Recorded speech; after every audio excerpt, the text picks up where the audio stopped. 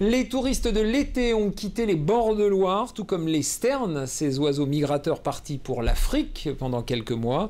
Et pendant ce temps, les bénévoles préparent déjà le terrain pour l'année prochaine afin d'accueillir de nouvelles familles de sternes. Reportage aujourd'hui, tout près d'Amboise.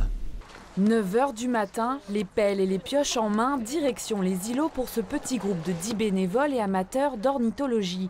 Les sternes sont toutes parties, mais il n'y a pas de temps à perdre.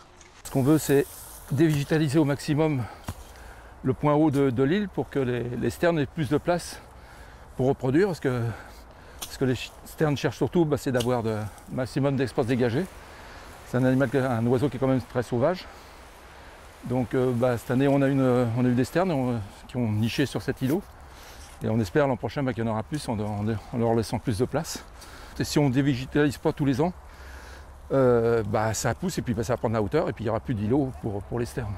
Durant tout le mois de septembre, 9 chantiers sont prévus entre Amboise et Savonnières. C'est le dernier endroit en France, à l'intérieur des terres, où l'on peut croiser cette visiteuse d'été.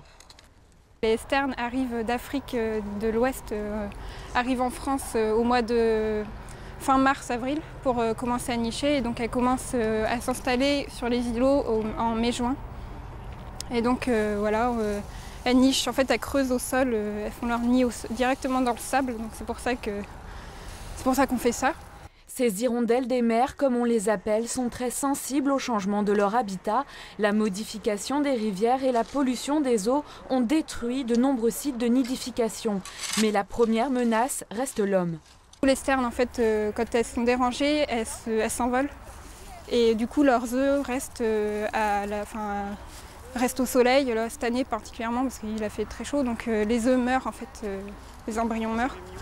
Ou sinon, c'est les poussins, quand les poussins sont dérangés, ils peuvent se jeter à l'eau et ils ne savent pas encore nager et du coup, ils se noient. En fait. Toutefois, plus de 200 poussins ont pris leur envol à la fin du mois d'août. Il faudra attendre quelques mois avant de voir réapparaître dans le ciel la fine silhouette au ventre blanc et au dos argenté.